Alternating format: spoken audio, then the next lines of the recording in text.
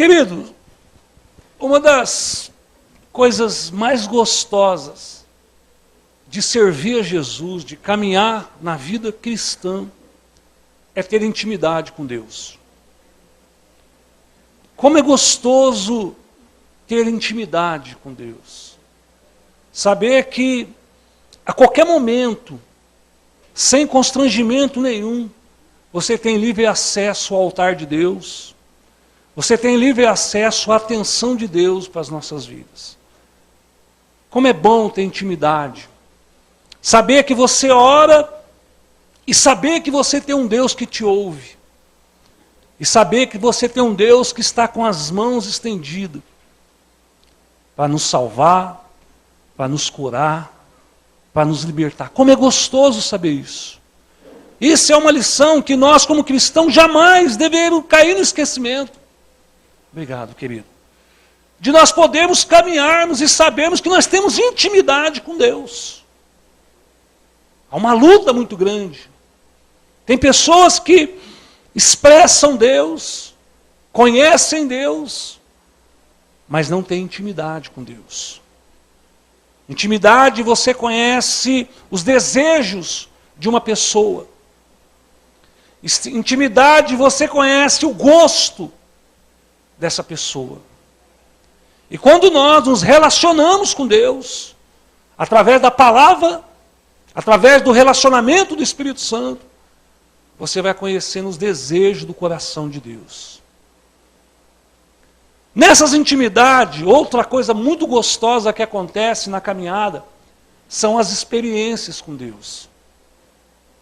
O que nos faz vencer nas lutas, o que nos faz passar pelas provas, o que nos faz, meu amado, todos os dias, apesar de saber que o mundo caminha para um caos, que o mundo vai na contramão das coisas boas, o que nos faz permanecer firme são as experiências que nós temos com Deus. Mediante a experiência que você cria, que você abre um espaço para buscar uma experiência com Deus, essa experiência ela te fortalece na sua caminhada. Amém. Vem a luta, vem a afronta, vem o desgaste, mas a experiência que você teve com Deus, ela fica gravada, ela fica selada no seu coração. E isso te faz você retomar o fôlego e continuar a perseverar na presença de Deus. O tema dessa noite é vivendo na intimidade. E provando das experiências com Deus. Eu convido você a abrir ali a sua Bíblia no livro do profeta messiânico, profeta Isaías. Por que messiânico? Porque é um dos profetas que mais profetiza da volta de Cristo. É um profeta que mais fala de Jesus. É um livro muito grande, porque eles dizem que é uma Bíblia dentro da Bíblia. A Bíblia tem 66 livros, ele tem 66 capítulos. É um livro que fala tanto do povo judeu, quanto de Jesus. Ele tem profecias para o povo, advertência para o povo, como tem a vinda de Jesus. Então é um livro muito gostoso, um profeta muito abençoado, o livro de Isaías. Isaías capítulo 6. Isaías capítulo 6. Hoje nós vamos ver que precisamos ter intimidade, mas também precisamos ter experiência com Deus. Isaías capítulo 6, você encontrou? Diga amém. Amém. Vamos à leitura.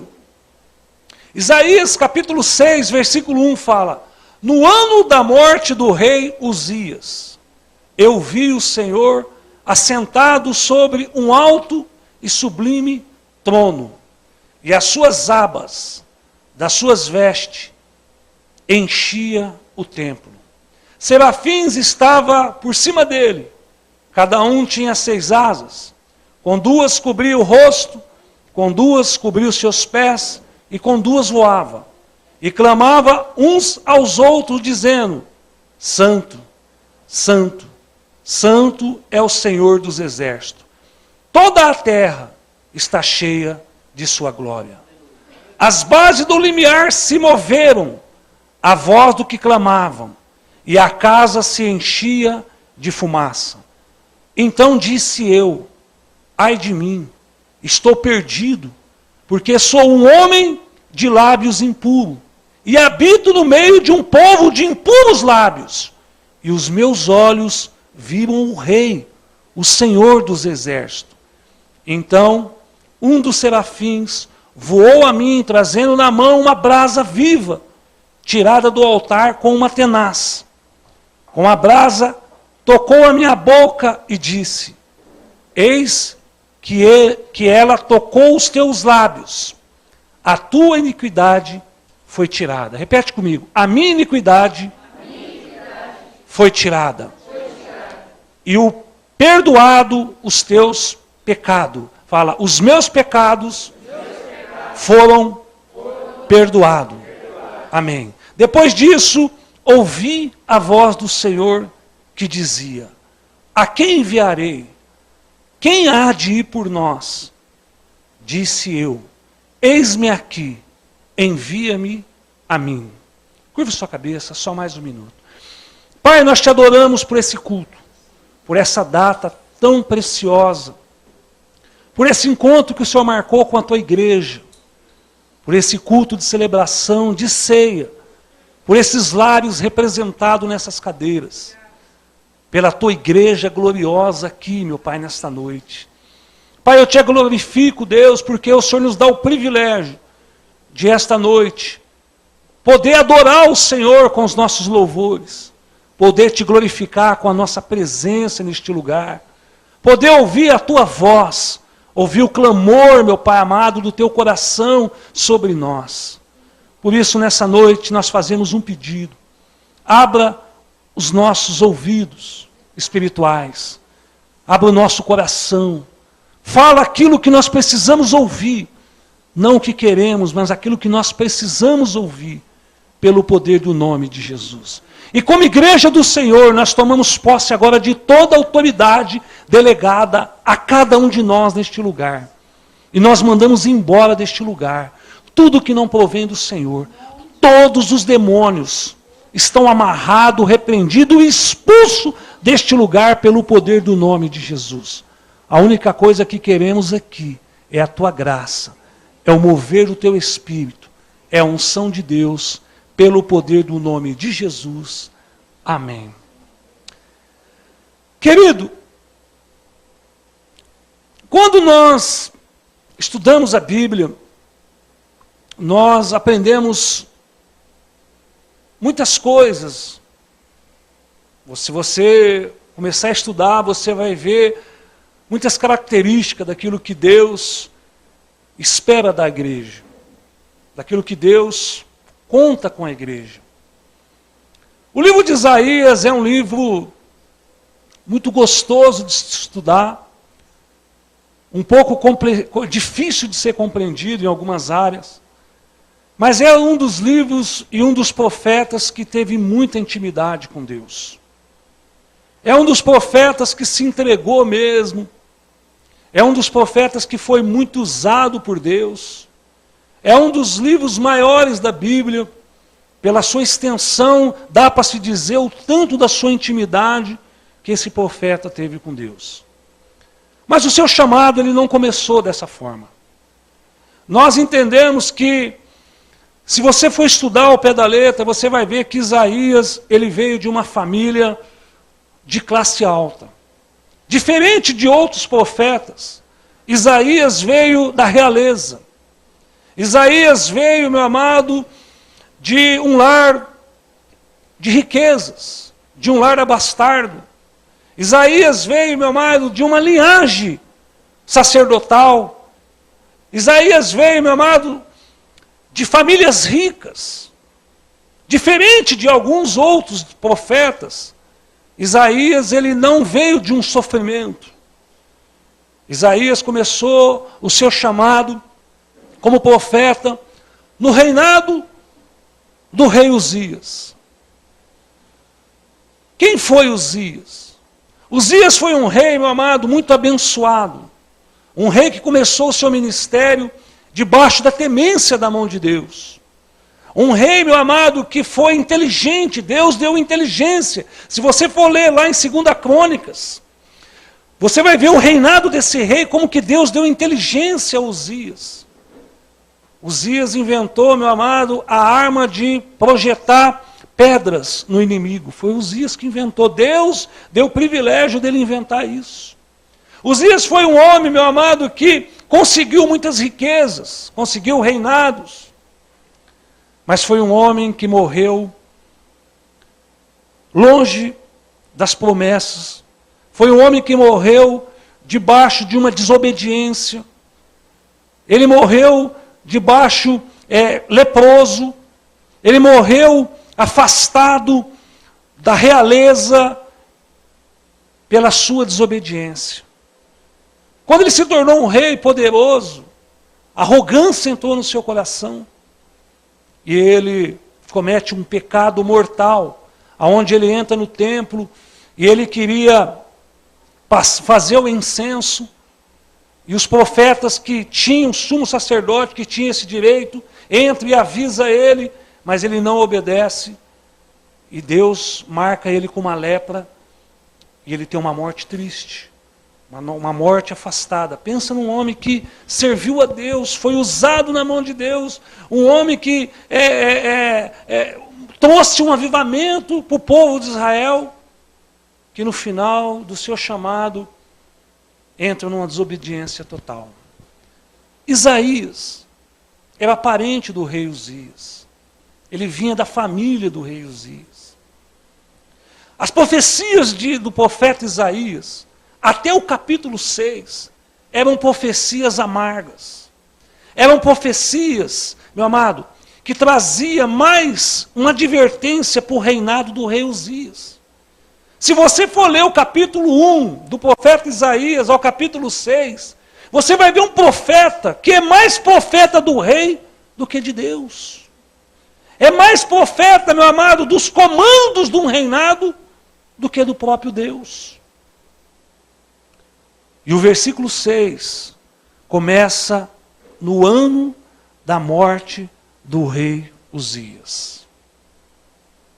Acredito eu, meu amado, que esse profeta, pela morte de um homem que o sustentava, de um homem que deixava ele com poder, ele era um profeta que ele não podia ser desafiado pelo povo como os outros profetas eram, porque ele era parente do rei.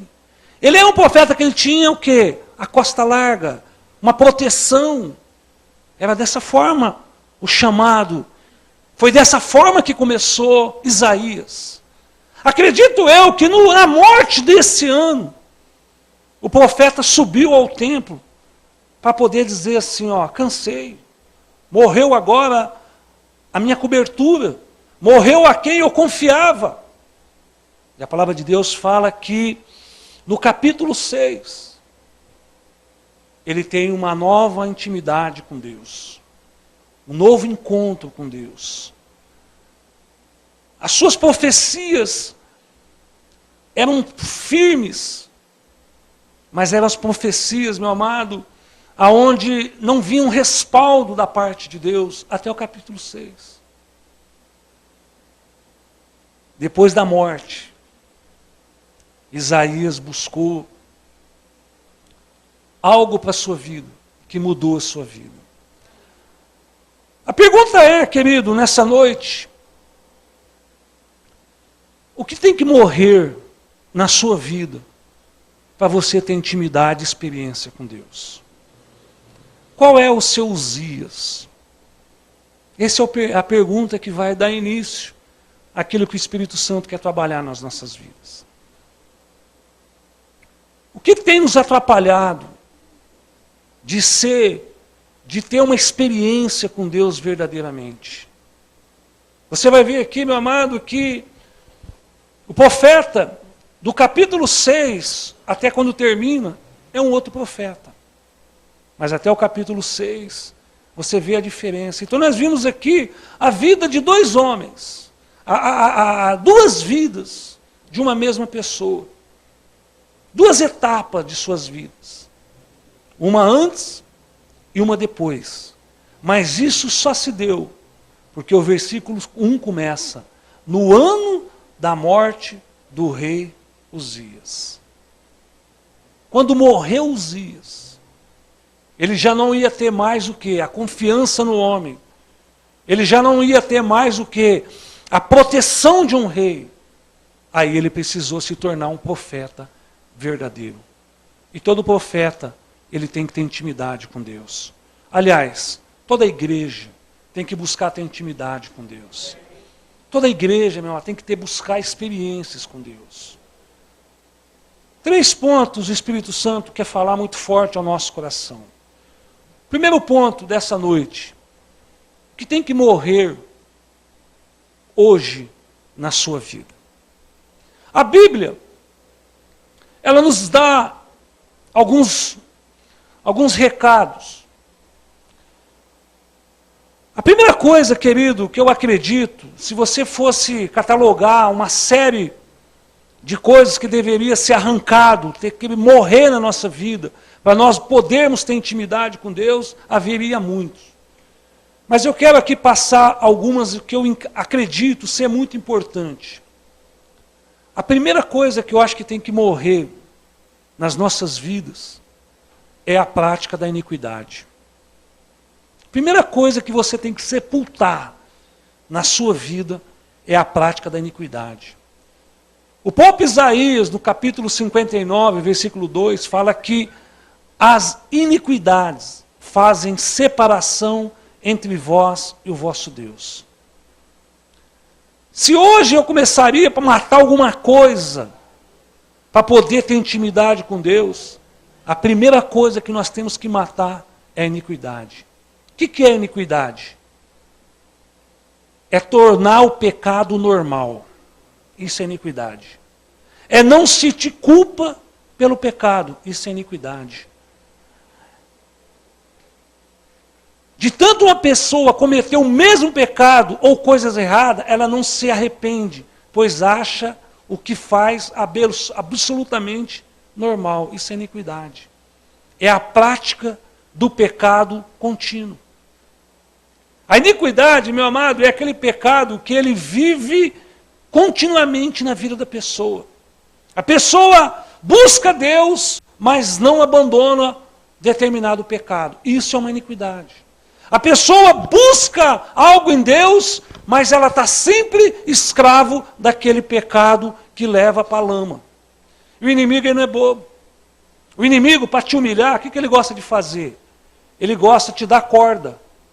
Ele gosta, meu amado, que você venha, que você se sinta, que você comece a buscar Deus, quando você menos espera, aquele pecado chamado iniquidade vem e te arrasta de novo para a lama. Quantos cristãos nós conhecemos que está nessa posição? Vem, começa a servir a Deus, começa a andar com o povo, começa a estar firme no meio dos caminhos do Senhor, quando você menos espera, está de novo no mesmo pecado, não consegue abandonar. Isso é uma iniquidade. Esse pecado já se tornou normal. Esse pecado já não traz mais um arrependimento no coração. Quantos hoje estão dentro das igrejas agarrados a um pecado de estimação? As pessoas, meu amado, estão ali, conseguem abandonar isso, conseguem abandonar aquilo, conseguem mudar isso. Mas tem aquele pecado que ele não dá conta de soltar. Tem aquele pecado que tem sido aquela pedrinha no sapato. Tem sido, meu amado, aquela pedrinha que na sua caminhada está sempre ali, te incomodando, te fazendo você parar, te fazendo você, meu amado, sentir dor. É iniquidade. Então, querido, eu acho que o Uzias de muitas pessoas tem sido a prática da iniquidade. As pessoas têm que morrer, matar esse desejo carnal. Tem que haver uma morte da natureza pecaminosa, dos desejos carnais. Não precisa abrir, mas você sabe o que diz lá em Colossenses capítulo 3? Assim faça morrer tudo o que pertence à natureza terrena de vocês. Vou falar algumas. Imoralidade sexual. Nós temos que fazer morrer isso da nossa vida. Impureza. Você tem que fazer morrer isso da sua vida. Paixões, desejos mal, ganância e idolatria. Isso é algo que nós temos que fazer morrer da nossa velha natureza. A Bíblia manda, mata isso. Dissipa isso da sua vida, para que você volte a ter intimidade com Deus. Então nós temos o quê? Que matar. E o versículo, isso está lá em Colossenses 3, versículo 5. E o versículo 6 fala, e por essa causa que vem a ira de Deus sobre os que vivem na desobediência. Por isso que a ira de Deus vem sobre quem? Os desobedientes. Então a Bíblia ela fala que nós temos que matar a nossa velha natureza. A nossa natureza pecaminosa. A Bíblia manda matar. A Bíblia manda sepultar isso da sua vida. Às vezes tem sido um Osias na vida de muitos. É aquele vício que você não consegue abrir mão. É aquele desejo que coloca sempre acima de Deus. É aquela vontade que está ali sempre desejando algo das coisas erradas. É os olhos sempre vendo coisas que não prestam, em vez de começar a ver as coisas de Deus. A Bíblia manda matar. E às vezes, meu amado, isso tem sido um Osias na vida de muito cristão. Aí, pastor, eu não consigo ter intimidade, eu não consigo ouvir a voz de Deus, eu não consigo orar, eu não consigo ter um padrão de adoração, eu não consigo. Porque de repente, meu amado, está precisando hoje morrer o Osias na sua vida. Outra coisa que nós temos que matar é a prática do pecado. Porque o mesmo Isaías, no capítulo 59, 2, fala, o pecado encobre o seu rosto de vós para que ele não vos ouça. Querido, o pecado tem sido a doença, tem sido o câncer, tem sido a lepra no interior de muito cristão que estão dentro da igreja. A iniquidade é a prática contínua. O pecado é aquilo que é o acidente que está te destruindo, que você não consegue evitar. O pecado, meu amado, tem levado muitos bons cristãos à escravidão.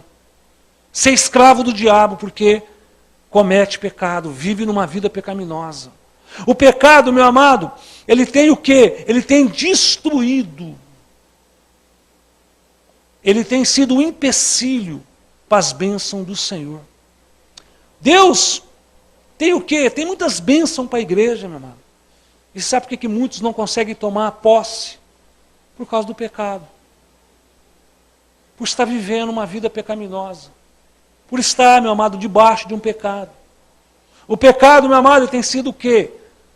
Uma triste cicatriz no coração de muitas pessoas. Tem sido o quê?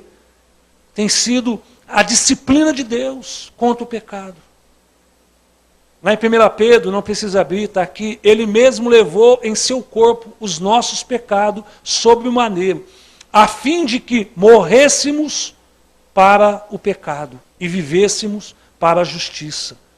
Por suas feridas, nós fomos curados. 1 Pedro 2, 24. Mas o que ele está pedindo aqui? Que nós temos que morrer pelo pecado. E às vezes, meu amado, os dias de muitas pessoas têm sido pecado.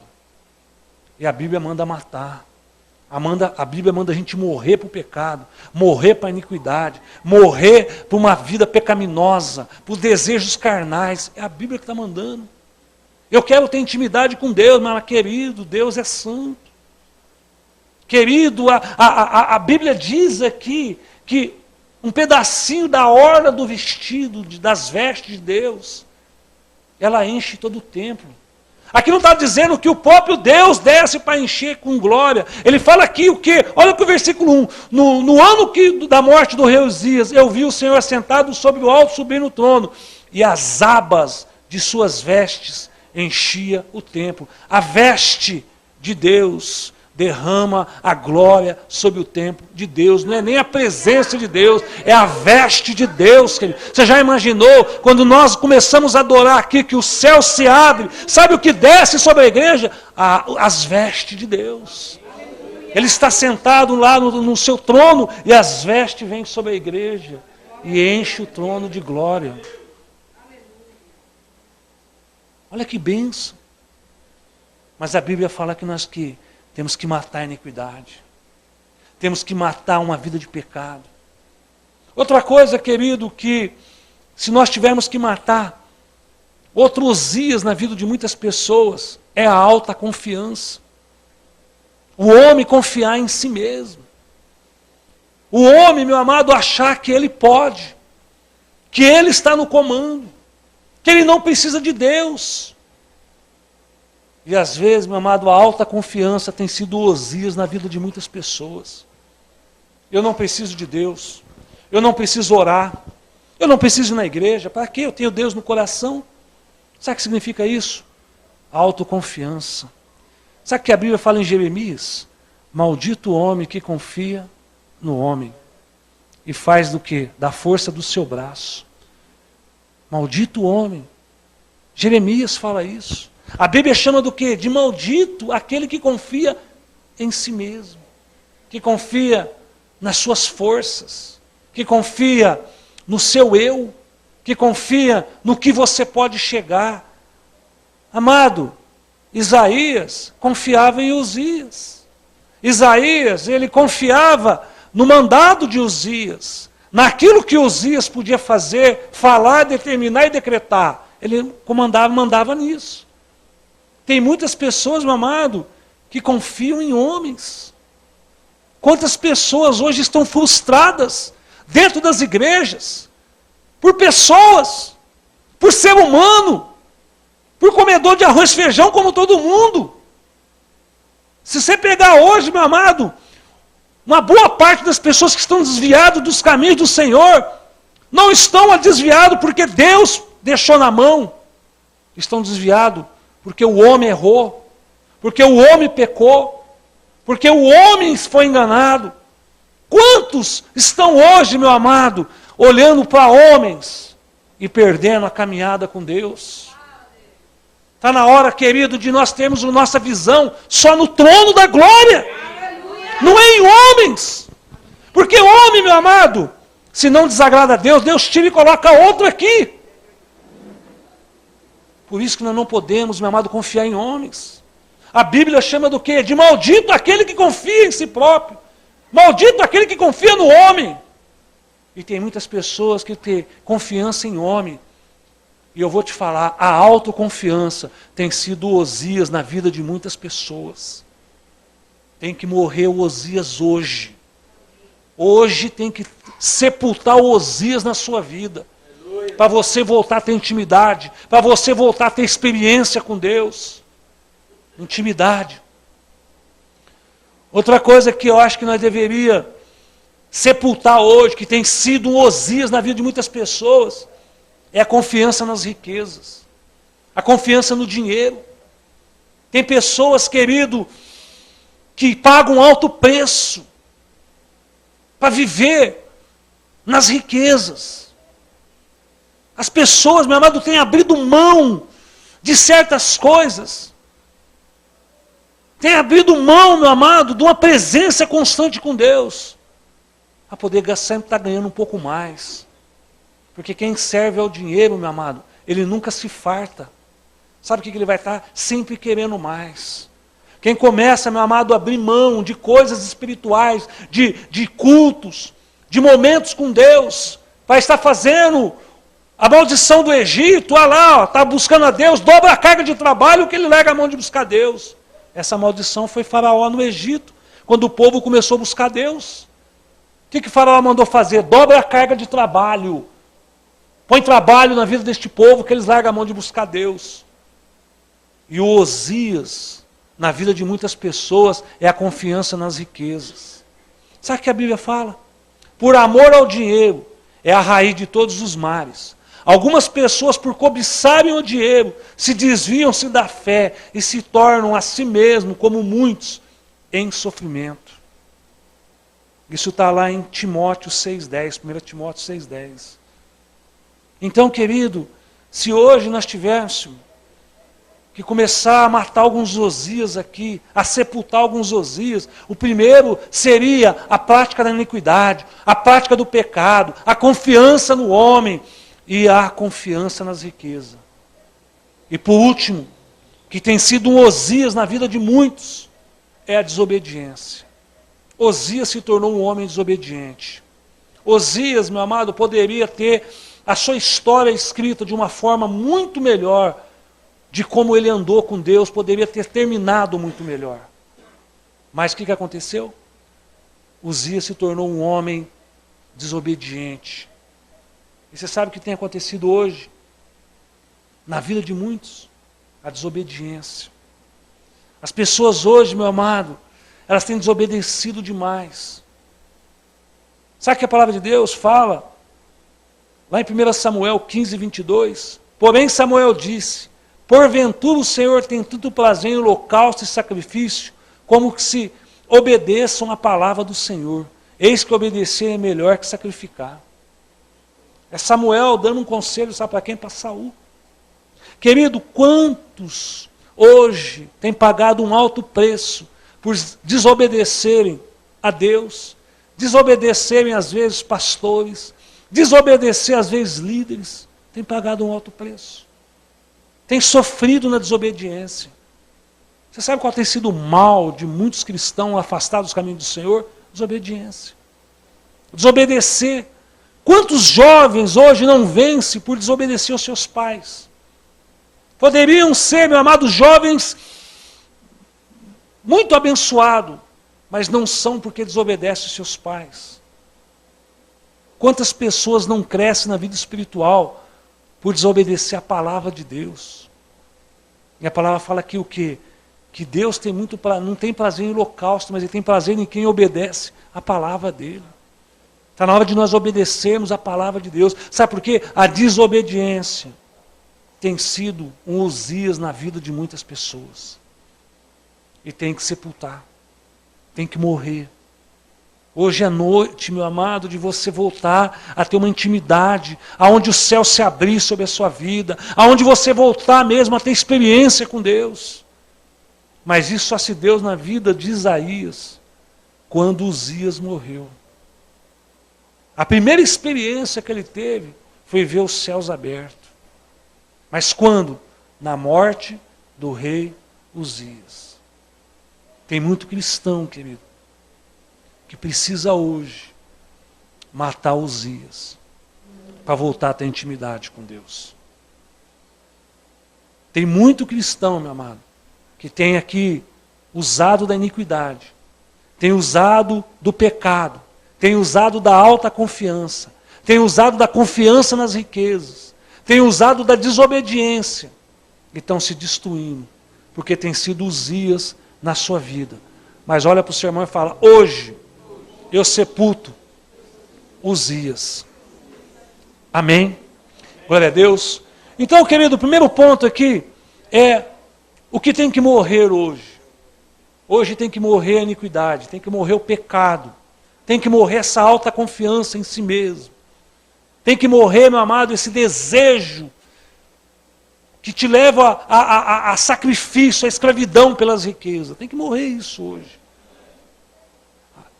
Depois de matar, depois de Uzias morto, olha o versículo 5 que fala: então disse eu, ai de mim, estou perdido, porque sou um homem de lábios impuros e habito no meio de um povo impuros lábios, e os meus olhos viram o rei. Segundo ponto, para que nós entendamos que o primeiro é a morte do pecado, da iniquidade, o segundo é arrependimento.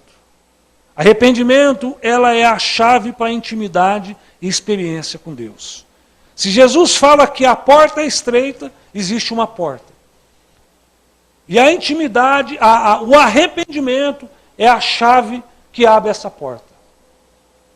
Os dois pilares da salvação, fé e arrependimento e fé. Para mim entrar por essa porta estreita, andar por esse caminho com Jesus, a chave que eu pego é arrependimento. É ela que abre a porta dessa caminhada com Jesus. É uma vida de arrependimento. Então arrependimento, ele quer dizer o quê? Mudança de atitude. O arrependimento, você estava indo para um caminho errado, me arrependo disso. Viro as costas e vou na direção de Deus, na direção de um caminho novo. Mas essa conduta de nós nos abandonarmos essa posição de morte, tem que vir do arrependimento do nosso coração. O arrependimento, querido, só há salvação se haver arrependimento. Se você não levar uma vida de arrependimento pelas coisas erradas, pelas práticas, se você não aprender a se arrepender dessas coisas que têm te matado, te destruído, não tem como você ter o selo da salvação sobre a sua vida. Só há salvação se haver arrependimento. Olha o que fala lá em 2 Coríntios 7. Porque a tristeza, segundo Deus, opera arrependimento para a salvação. Quando você ouve a palavra, te confronta.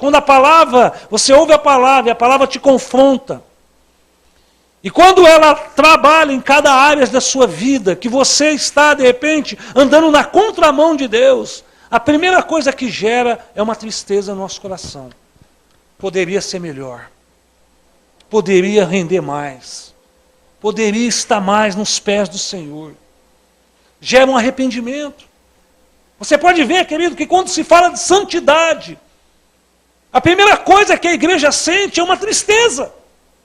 Por quê? Porque é uma luta contra a santidade. Muitos não conseguem. Mas essa tristeza que é operada por Deus, ela traz salvação, porque ela traz arrependimento. Agora, o mesmo versículo vai dizer o quê? Vai dizer que, fala assim, porque a tristeza segundo Deus opera arrependimento para a salvação, a qual ninguém se arrependa. Mas a tristeza do mundo opera para a morte. Então, querido, se a palavra fala com você, se de repente Deus envia um profeta, se Deus envia um pastor, se Deus envia um líder, se Deus envia um servo dele para falar com você, e falar para você que você precisa mudar de vida, que você precisa se arrepender, que você tem que matar Uzias hoje. E se isso trazer tristeza no seu coração, é porque há salvação na sua vida. Tem que gerar essa tristeza. Pessoa, meu amado, hoje, não se arrepende dos atos, não se arrepende da ignorância, não se arrepende da arrogância, não se arrepende dos erros, não se arrepende de nada. A pessoa erra, peca, se afasta. Quando confessa por atacado, volta para a presença de Deus e acha que está tudo certo. Estou servindo a Deus, está tudo bem, que beleza, voltei para os caminhos do Senhor, estou bem. Mas não houve tristeza, não houve confronto da palavra, não houve, meu amado, um arrependimento sincero. Sem um arrependimento sincero, querido, não tem como você ter o selo da salvação. Nós temos que nos arrepender dessa vida errada. Só a cura se haver arrependimento. Sabia disso? Nós só vamos ser curados na nossa alma, no nosso corpo físico, se nós nos arrependermos do pecado. Se nós confessarmos. Olha o que fala Tiago, capítulo 5, 16. Fala assim, confessai as vossas culpas uns aos outros, orai uns pelos outros, para seres curados. A oração feita por um justo pode muito em seus efeitos. Mas a Bíblia manda o que? Eu confessar. E para mim confessar, eu tenho que me arrepender. Eu tenho que chegar e falar, está acontecendo isso, eu preciso de ajuda nisso. Eu não estou vencendo nisso. Esse Uzias tem me acabado comigo, eu tenho dependido desse Uzias. Ele tem que morrer hoje na minha vida. Amém. Só há prosperidade e misericórdia se haver arrependimento. Sabia disso? Provérbios, capítulo 28, 16 fala: quem esconde os seus pecados não prospera. É a palavra de Deus falando. Sabe quem escreveu? Salomão. Quem esconde os seus pecados? Agora eu te pergunto: você consegue esconder algo de Deus? A palavra de Deus fala que os olhos de Deus estão sobre tudo. Ele sabe de tudo. Ele vê tudo. Ele está em todos os lugares. Então a palavra fala assim, ó, aquele que esconde o seu pecado, essa tradução da NVI. Aquele que esconde o seu pecado, está escondendo de quem? Da igreja. Está escondendo de alguém que pode te ajudar. Está escondendo da sua liderança. Está escondendo do pastor. Desse você consegue esconder. Mas de Deus, não esconde. Então quem esconde os seus pecados, não prospera. Essa prosperidade não está falando de dinheiro, meu irmão. Está falando do quê? De crescimento espiritual. Está falando o quê? De um amadurecimento com Deus. Está falando de intimidade com Deus. Está falando de experiências novas com Deus. Prosperidade. É ser próspero espiritual. Tem pessoas, meu amado, que são anêmicas espirituais. Dá um sopro, já se afasta dos caminhos do Senhor. A meteorologia avisa lá, vai chover em São Paulo, já não vou na igreja. Tem que chover, tem que chover. Por quê, querido? Porque as pessoas hoje estão precisando crescer espiritualmente. Precisam prosperar. A palavra de Deus fala de crescimento, fala de amadurecimento, de nós deixarmos de sermos criança, do alimento de fazer-nos crescermos. Mas tem muitas pessoas, querido, que hoje não têm crescido, não têm prosperado na vida espiritual por causa do pecado. É a palavra de Deus. E eu tenho que me arrepender desse pecado, porque para que haja salvação. Só que o versículo fala assim, ó, quem esconde o seu pecado não prospera, mas quem confessa e os abandona encontra misericórdia. Mas a palavra fala o quê? Quem confessa e abandona encontra misericórdia. Provérbios 28, 13. Então, querido, só há prosperidade e misericórdia se haver arrependimento. Amém? Então, primeiro tem que passar pela morte. Tem que fazer morrer a velha natureza. Tem que fazer morrer a vida de pecado. Segundo, a chave da porta que Jesus fala é arrependimento. Ter uma vida de arrependimento. A chave para a intimidade e experiência com Deus é intimidade, é arrependimento. Depois de passar pelo processo do arrependimento, aí vem o quê? A santificação. Olha o versículo 7. Versículo 7 fala, com a brasa tocou a minha boca e disse, eis que ela tocou os teus lábios, a tua iniquidade foi tirada e perdoado os teus pecados. Querido, se o arrependimento é a chave, a santidade é o caminho. Se o arrependimento é a chave dessa porta estreita, a santidade é o caminho para estar com Deus.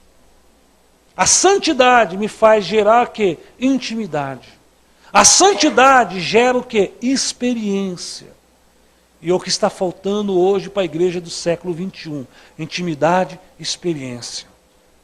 Você me desculpe, amado. Graças a Deus, eu quero falar agora de uma forma geral. Mas nós temos visto hoje igrejas que parecem clubes. Que as pessoas não têm compromisso. Que as pessoas paguem a sua mensalidade para isso. Tem pessoas, meu amado, hoje, tem muita igreja, querido, que é mais um clube social. E Deus está procurando uma igreja curada, uma igreja sarada, Jesus morreu, meu amado, por uma igreja que avança, uma igreja que cresce, uma igreja que sabe se arrepender, uma igreja que anda em santidade.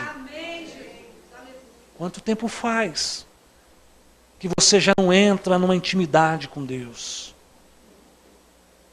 Não entra, meu amado, no íntimo de Deus? Quanto tempo faz que você já não põe aqueles louvores que tocam o seu coração? Porque tem alguns que toca. Tem alguns que toca na alma, você chora, você ri, você se deita no chão, se desmancha no chão. É o caminho da santidade, querido.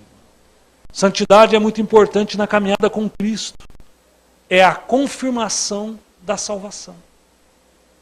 A santidade, meu amado, quando você vive em busca da santidade, você está garantido na sua salvação.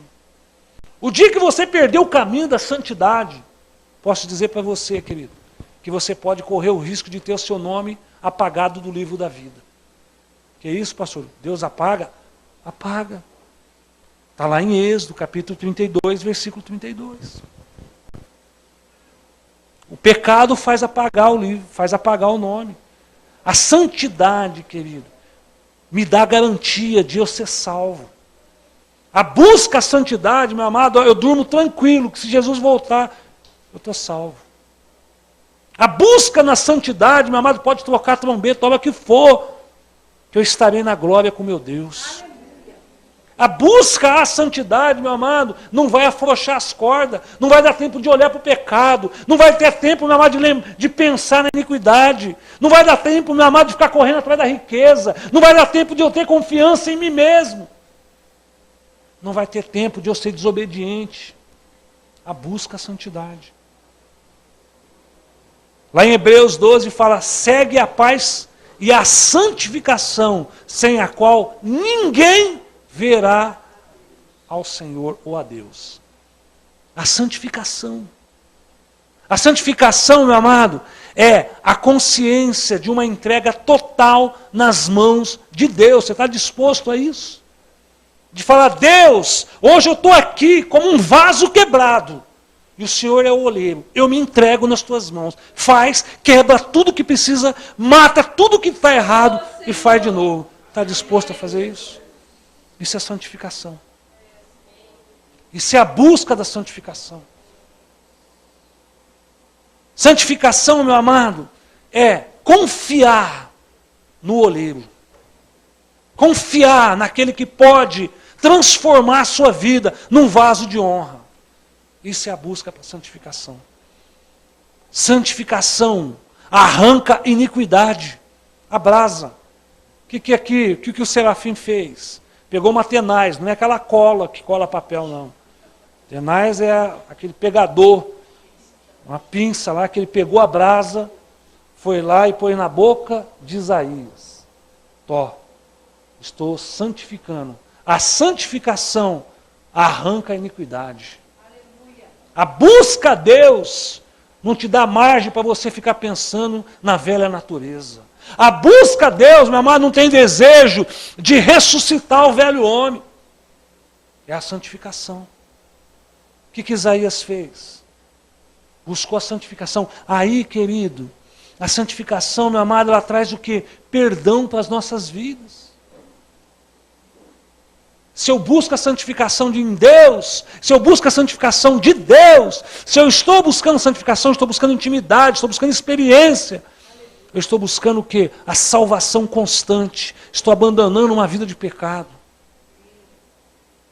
Esse é o terceiro ponto. Santificação, o caminho da intimidade com Deus. Depois de passar pela morte, o arrependimento e a santificação, aí ele ouviu a voz. Olha só, você parou para pensar nisso? Olha só o versículo comigo.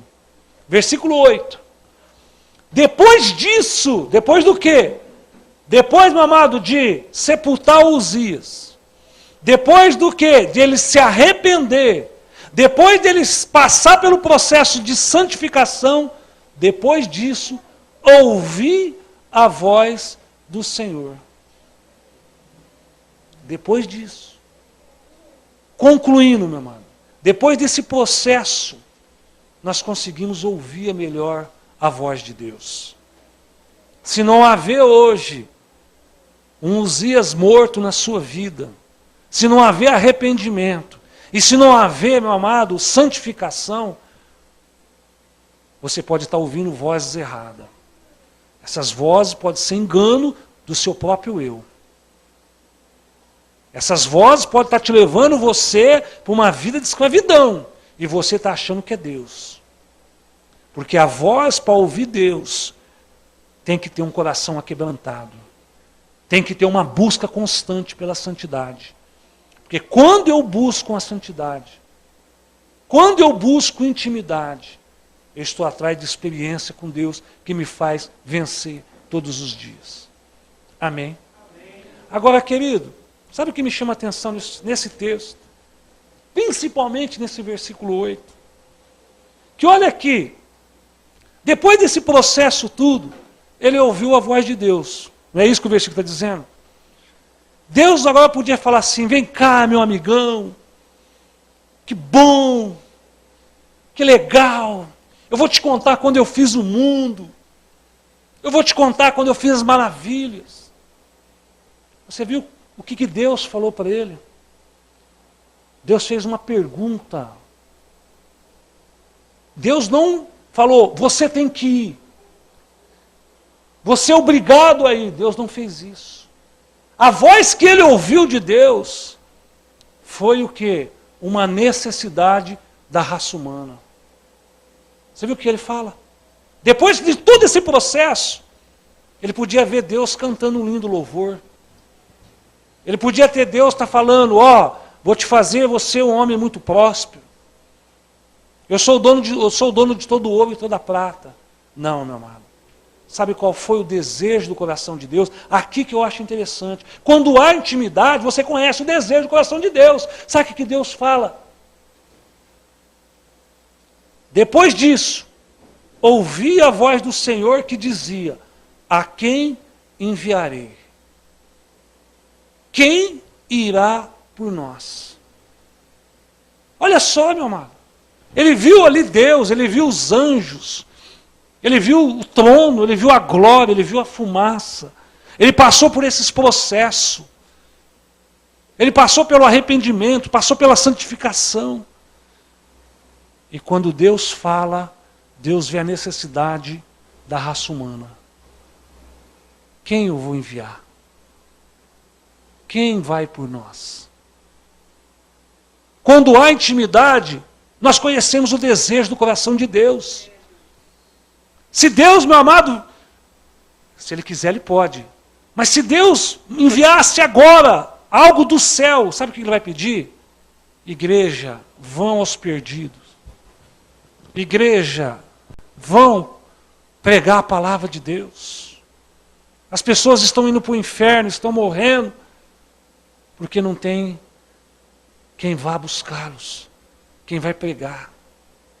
Agora, sabe o que eu acho tão interessante, depois desse processo de Isaías?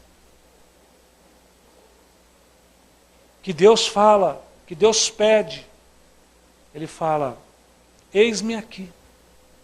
Ele não foi obrigado. Sabe o que eu vejo aqui, meu amado? Intimidade gera, sabe o quê? Ser disponível na presença de Deus. Amém. Glória a Deus. Experiência com Deus gera você ser usado por Deus a hora que Ele quer. Isaías, meu amado, estava vivendo um momento de tristeza. Tinha morrido o seu parente. Tinha morrido, meu amado, quem mandava. Ele não sabia quem ia subir no trono. Estava preocupado. Mas no meio desse caos, no meio dessa morte, no meio dessas coisas que foram arrancadas de Isaías, Deus faz Isaías passar por um processo de intimidade, de experiência com Deus. E quando nós passamos por isso, nós nos tornamos pessoas disponíveis para Deus. Sabe o que mais Deus hoje clama pela igreja?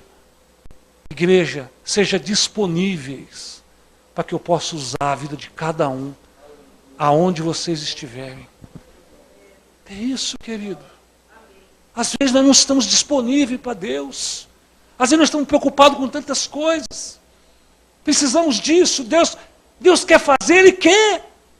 Deus quer abençoar a igreja, Ele quer abençoar a igreja. Mas perguntamos qual é a necessidade do coração de Deus? Sabe o que Deus hoje está clamando, meu amado? Quem eu vou enviar? Quem vai por nós? Às vezes você fala, não, pastor, mas essa mensagem aí é para missionário. Essa mensagem aí é para aquele que quer ir para a África. É para aquele que quer ir lá para os ribeirinhos. Essa mensagem, meu amado, é para a igreja. Sabe por quê, querido? Porque Deus quer te usar onde você está, dentro da sua casa, no seu trabalho, na escola, no seu dia de lazer. Deus quer te usar constantemente. Mas estamos disponíveis para Deus? Porque intimidade gera o quê? Ser disponíveis. Estarmos prontos para ser usado por Deus a qualquer hora, a qualquer momento, a qualquer dia, a qualquer hora, meu irmão. Dormindo, acordado, aonde você estiver, você ser o instrumento de Deus para abençoar, salvar vidas e curar as pessoas. Amém? Glória a Deus. Disposição de servir a Deus gera intimidade e gera experiência com Deus. Glória a Deus. Aleluia. Então, querido, aproveitar hoje, essa noite, aonde o texto pede para nós examinarmos. A palavra de Deus fala, examina o homem a si mesmo. Ele não está falando assim, ó, você é proibido de tomar ceia. A palavra está falando, examine-se a si mesmo. Examine agora. Nós vamos agora, meu amado, partir para um momento que eu acredito que é um dos mais importantes para a igreja do Senhor Jesus.